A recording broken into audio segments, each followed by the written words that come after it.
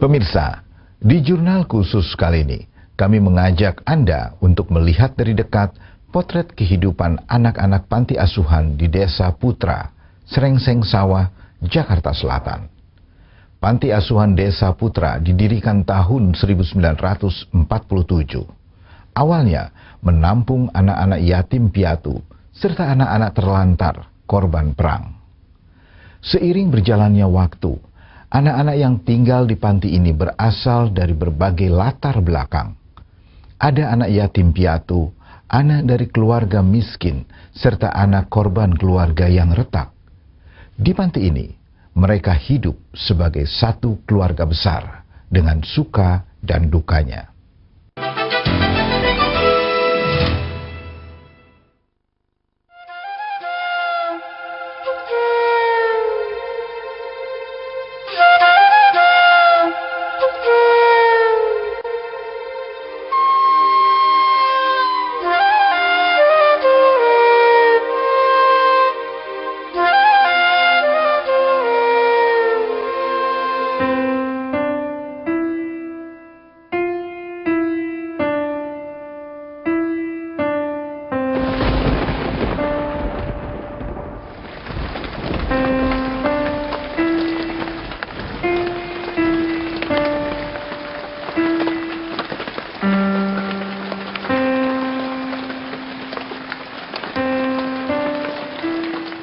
Saya tinggal di sini karena saya sering nakal di rumah saya.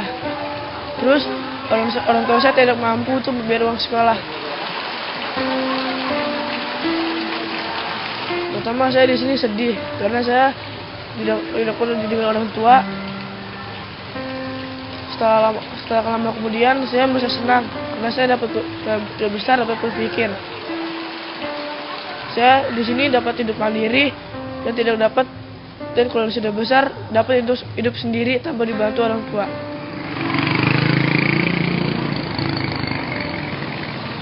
Panti Asuhan Desa Putra berdiri 16 Juni 1947 di bawah Perhimpunan Vincentius Jakarta dan dikelola para bruder Budi Mulia.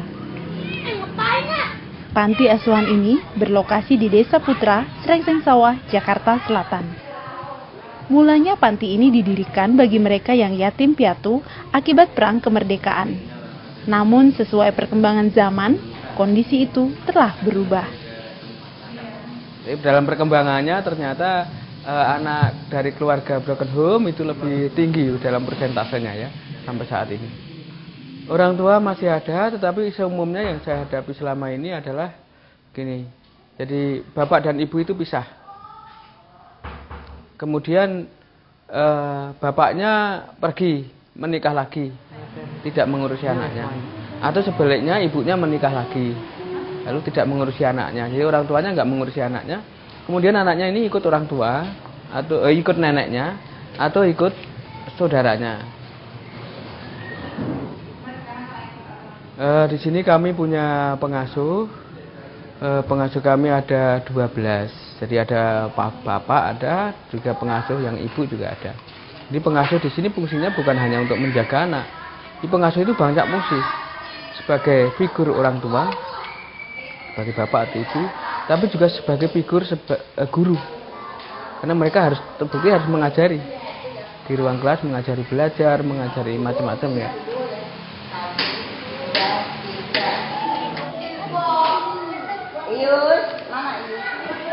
Ayo, jangan 1, 2, 3, jangan lelah bekerja. Ya kita anggap seperti anak kita sendiri, tapi karena di sini kan tidak seperti di rumah ya. Kalau di sini tuh kan ya ada waktu-waktu disiplin, ada waktu jam mandi, jam belajar, jam makan itu memang kita terapkan harus mesti disiplin juga.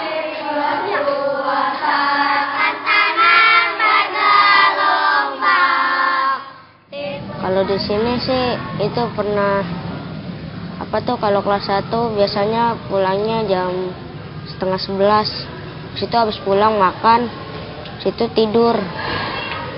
Habis tidur bangun sore, terus belajar jam 4-nya main. Habis main jam 5-nya mandi, jam 6-nya makan sore. Habis itu setelah makan sore, jam 7-nya belajar. Habis belajar, jam 8-nya tidur.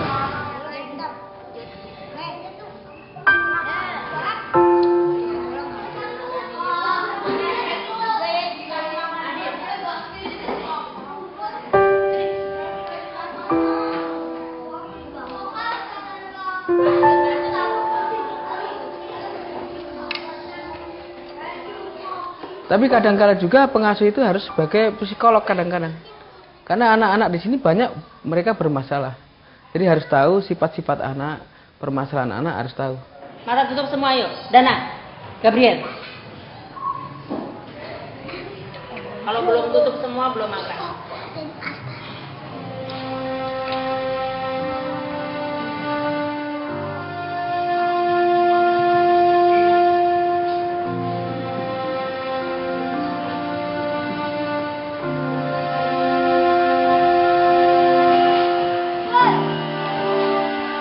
Biasanya seorang anak yang baru masuk membutuhkan waktu seminggu untuk berinteraksi.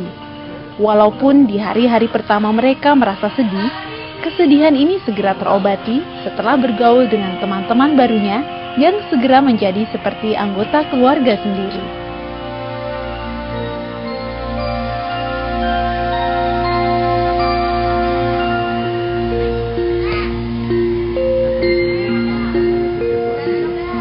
Main berbagi permainan, kalau belajar berbagi ilmu gitu. Kalau misalnya nggak ada kesusahan pelajaran, bisa nanya kakak kelas 6 atau kelas 5. Terus kalau misalnya makanan, ya kalau misalnya ada kelaparan gitu, karena kecil sering minta makanan ke anak besar yang dikasih.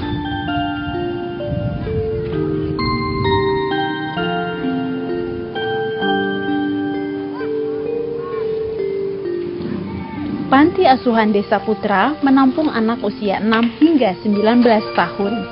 Mereka yang berusia 6 sampai 12 tahun bersekolah di SD Desa Putra.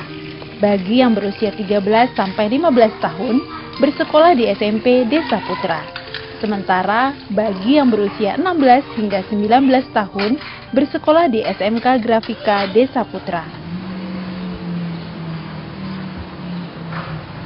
SMK Grafika Desa Putra diresmikan pada tahun 1972 dengan nama Sekolah Teknik Menengah Grafika.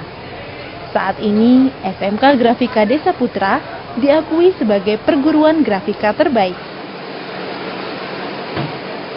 SMK Grafika itu yang kita miliki itu cocok sekali untuk anak-anak panti. Ya bukan hanya anak panti sebetulnya, tapi sekolahan kejuruan. Sekarang itu cocok untuk anak-anak yang ekonomi menengah ya. Karena sekolahan kejuruan sekarang ini kalau dia tidak bisa melanjutkan yang lebih tinggi, itu sudah mempunyai bekal keterampilan untuk mencari kerja. Nah, otomatis mungkin dari kecil dengan besar kelasnya.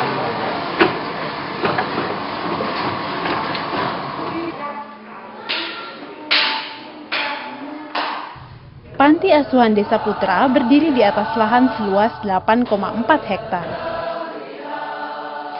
Selain kompleks SD, SMP, dan SMK, ada pula perkebunan, perikanan, balai kesehatan masyarakat, dan sebuah kapel. Sebetulnya kapasitas di Panti Asuhan Desa Putra itu muat sekitar 150 anak. Tapi saat ini kenyataannya hanya 94 anak yang tinggal di dalam ini. Berarti kalau masih ada anak-anak yang mau datang ke sini, ya kami dengan tangan terbuka untuk menerima mereka.